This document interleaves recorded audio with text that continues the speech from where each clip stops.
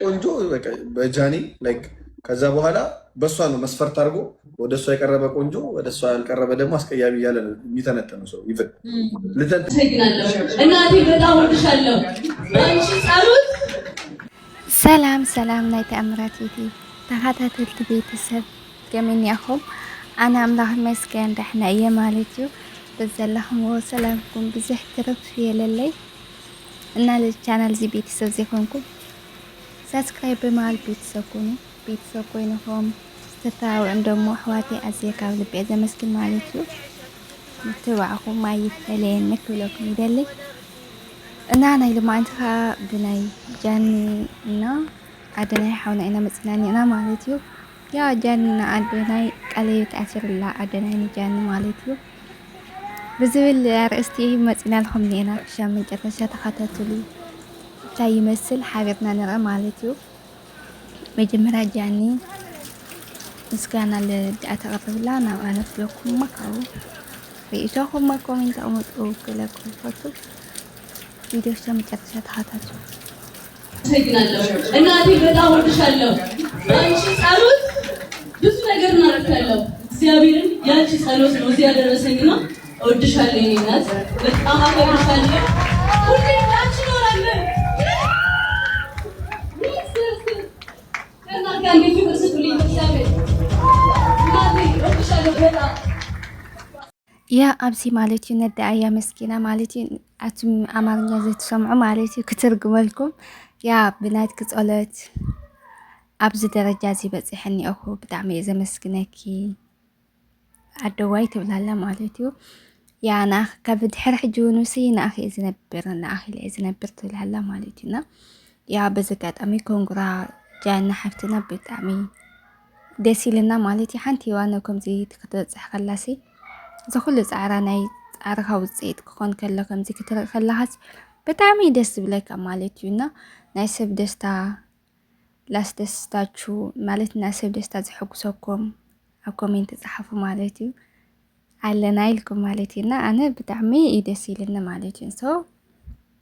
ናብቲ ቀፃሊ ቪድዮ ከብለኩም ሓቢርና ንርኢ ማለት እዩ። ለመስጋና ስላሰባሰብከን እግዚአብሔር ተመስገን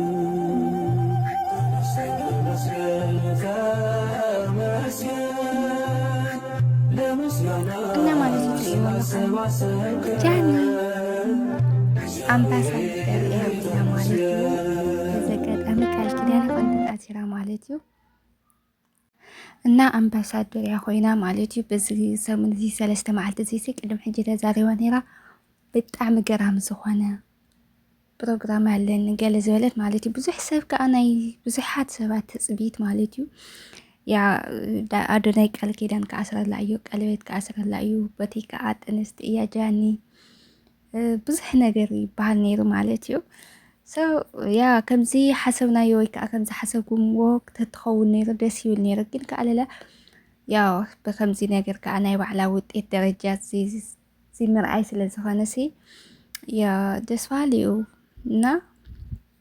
ምስ ኣዳነይ ከዓ ኣዶናይ እግዚኣብሔር ስለ ዘይፈቐዶ ያ ኣይኣሰሮን እዮም። ሶ ምንም ግበር ኣይክእልን እዩ ብቻ ግን ብጣዕሚ ደስ ይልኒ ዝኾነት ጓል ትንሽተይቲ ከምዚ ፂራስ ዝኾነ ዓይነት እቲ ውጤት ወይ ከዓ ትናታ ስራሕ መጨረሹ ውፅኢት ናታ ፃዕርሲ ውፅኢት ክትሪእየሎ ከለኻ ወይ ከዓ ኣብቲ ዝደለኻዮ ደረጃ ክትበፅሕ ከለኻ ክንደይ ናይ ሓጎስ ከም ዘለዎ ማለት እዩ ብጣዕሚ እዩ ኣይድኖ ከመይ ተኾይኑ ሰብ ማለት እዩ ብጣዕሚ ደስ ዝብለካ የኾነ ይሳሲ ኣነ ኮስ ክንደይ ሕጉስ ኢለ በእውነት እና ዝኾነ ሰብ ከዓ ዝፃዓረው ፍረ ፃምኡ ፍረ ፃዕሩ ይርከብ ማለት እዩ። ለኩላኹም የምንየልኩም እግዚአብሔር ኣምላኽ ዝሓሰብኩም ወይ የሳኽዐልኩም ክለኩም ይፈቱ እና ባይዘዊ ሓንቲ ቪድዮ እዚኣ ናይ መጨረሻ ክብለልኩሞ ካው ደቂ መዳም ይድውላሉ ብዙሓት የንታረ መፅአን ኢኹ ማለት እዩ ደቂ መዳም ኣብ ስዑዲ ዓረብ ዘለኽን ዓረብ ኤምሬት ዘለኽን ኩለኽም ዘይኮንኩንሲ إذن زجبأن بيك إن رجع لبا ما تلو عندين جن إذا لجبأكن يلاقاتن كزارة بكن مت إذا لخو عبزي عبدي سوا خوينهم بزحته ودات جنزة خني قبول خنيم عتم تصدق إذا لاقاتن مالتيو عبزي خوينهم حالة تيك تاكر عسرت شحلي مال فلورس حيزو كنفر لا لما متأسل للرأخن وين بزحته قالت فيديو لا سرحس للرأخن كأنه يحزكن حدا ودي مثلا سرعة فيديو عقالات فيديو لا سرحة تاريخن بك لتدلي خور نجر غير خن توصدو خاول خونه نجر جبر عليك ولكن كله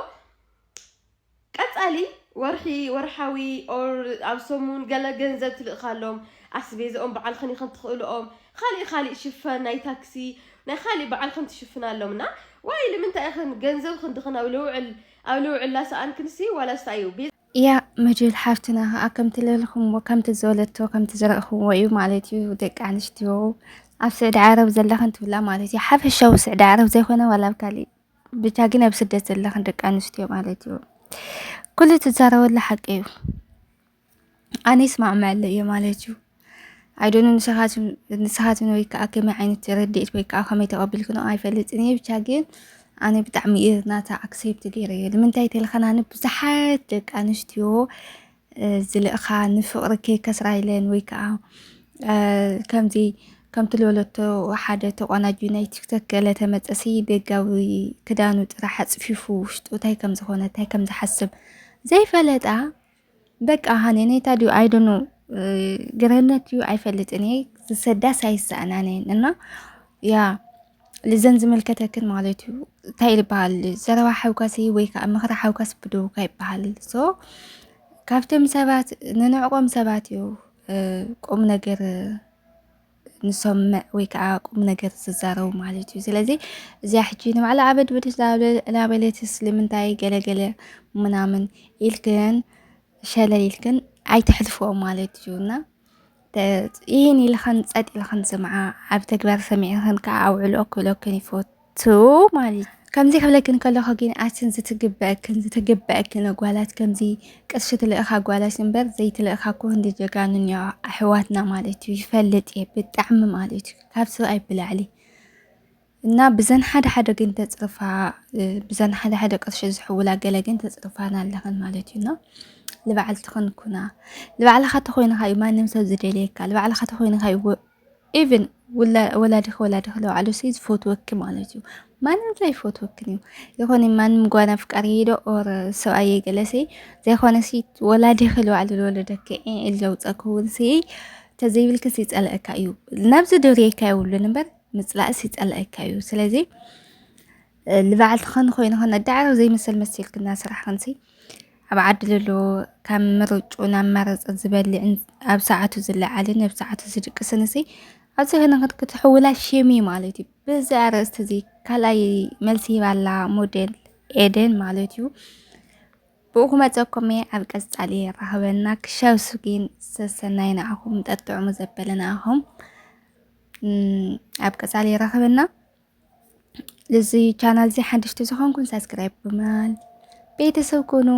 ብጣዕሚ ዝፈትወኩም ባይ ባይ